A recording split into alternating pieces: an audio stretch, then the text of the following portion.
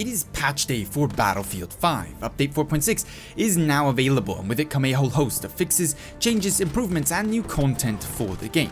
So in today's video, we're going to be taking a deep dive into the patch notes, covering all the notable additions and changes being made with this update.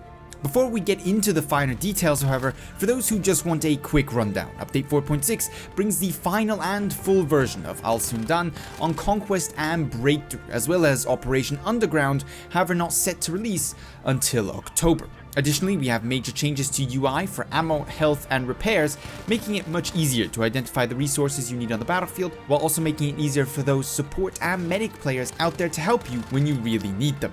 Additionally, there are a number of balance changes to various weapons, most notably the pistols and a few of the semi-autos, and a whole host of important bug fixes for various aspects of the game. But with that, let's jump into the patch notes. And first, of course, we have to mention patch size. If you're over on PC, today's download is going to be around about 12.1 gigabytes. If you're fortunate enough to be over on PS4 or Xbox, your download is going to be a little bit smaller at 7.5 gigabytes. Also, with these patch notes, we have an update on private games, Firestorm respawns, and the new looting system promised for Firestorm quite some time back now. While private games is still being worked on and is now essentially scheduled for Chapter 5, currently both the Firestorm respawn system and the new and improved looting system are on ice, as DICE has prioritized focusing on improving the current base game over making significant additions or changes to the slightly less popular Firestorm game mode. It's not officially cancelled yet, but most likely that is where things are going for those features, regrettably.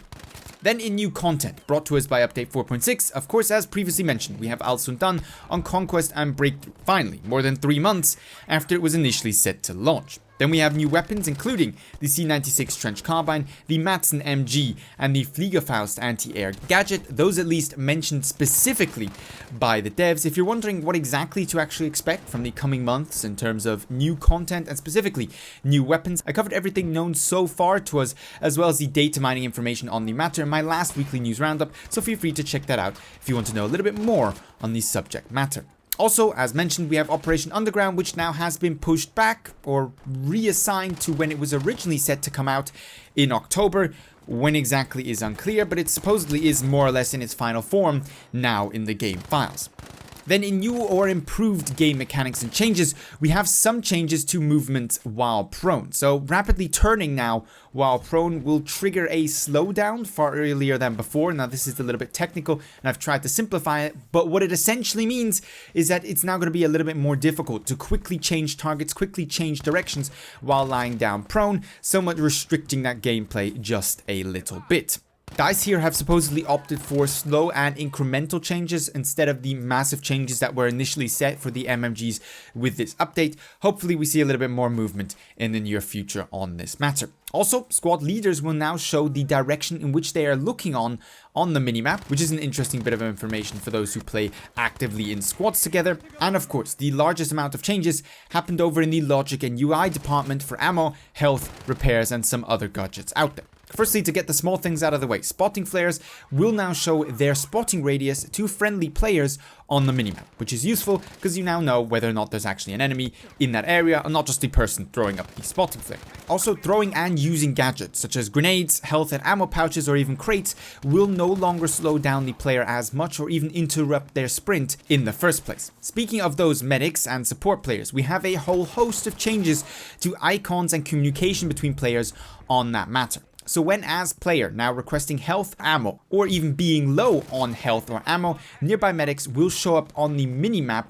blinking to indicate their positions as long as you still are at low health. The same happens if you actually request health via the comros or ammo for that matter as well. Also, health crates are now shown up on the minimap when requesting health, and they will, just like the medics, blink, and their world icons, that is their little 3D icons that you can see when walking through Battlefield 5's landscapes, will be visible within 30 meters. So it should be a lot easier to identify nearby sources of health and ammo when you need them.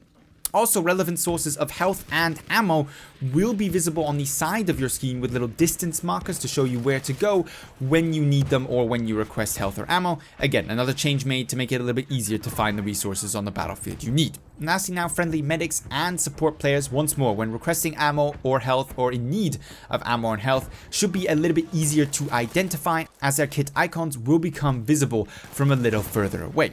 Now, if you like to play as medic or support, players at low health will now passively show a request health icon within 18 meters at all points. And if that player actually requests health, then that health icon will actually be visible up to 40 meters away, giving you a better idea of who needs your help. Similar things have been done for repairs, so specifically when low on vehicle health or requesting repairs, nearby friendly support players will show up on the minimap as well as relevant repair sources, for example a vehicle resupply station. Further, their kit icon of these support players will change to a wrench to indicate that they're actually capable of repairing your tank. Friendly vehicle bars will now show within 50 meters instead of 10 meters, that is their health bars, so you know which tank is in need of a little bit of assistance. And as support players, vehicles low on health now show a request repair icon within 35 meters, and if they actually actively request health, then that will show all the way out to 65 meters, indicating that you should probably go over there and help that tank out. Then in general bug fixes, of course, most importantly, the increased ping for all players issue and the gamepad and mouse compatibility issues in the main menu over on PC are supposedly history, fixed with this update and should no longer be a problem. Furthermore, we have a couple of important fixes to point out on maps, specifically Aerodome with the added out of combat area on top of the airplane hangar, and Marita with the removed B objective in Breakthrough because that was supposedly causing a relatively large amounts of imbalance in favor of the defending team. In Firestone, we have a whole host of revive related bug fixes and improvements, so that should be a lot more consistent and easier to use now, and the Firestorm looting problems introduced by last patch once more should be a thing of the past. In terms of assignments, if you've been struggling to figure out how to get past the S2 200 Proficiency 6 assignment or the MAB Proficiency 5 assignment, those both have been addressed and their false requirements corrected. And in food related matters, apparently peanut butter and pickled cucumber sandwiches are actually a thing. You can thank one of the devs for that. They put that in the script in the patch notes. I don't know how it got there. Then lastly, in weapon related changes, we have a sidearm rebalance with a nerf to the revolver and pretty much a buff to everything else. So the 3-hit kill of the M1911 is now extended from 7 to 12 meters. The 4-hit kill of the P08, P38, M1911 and M1912 has been extended from 12 to 22 meters. The 4-hit kill of the Ruby pistol has been extended from 7 to 12 meters and its 5 kill from 12 to 22 meters. In essence, all the pistols but the revolver now do more damage at better ranges, whereas the revolver has gotten a nerf to its damage, with its 3-hit kill being restricted from 30 meters down to 22 meters and its 4-hit kill being taken in from 50 meters to 30 meters as well. Now from 50 meters onwards it will now actually require a 6-hit kill, which is, well, basically impossible to do because it requires 100% accuracy on a moving target with 6 shots. With the Gewehr 1.5, we have an increase to the vertical recoil from 1.22 to 1.42, so roughly about a 16% increase to the vertical recoil, and a small reduction in its muzzle velocity from 620 to 580 meters per second. And lastly, the Karabin 1938M has seen a reduction in its vertical recoil from 1.44 to 1.25 to make it a slightly more attractive option versus the Gewehr 43. That pretty much wraps it up for update 4.6. Feel free to share your own experiences with the patch down below. If you enjoyed the video, a rating would be much appreciated. And with all that being said, I'd like to thank you very much for watching and hope to see you in the next Battlefield 5 video.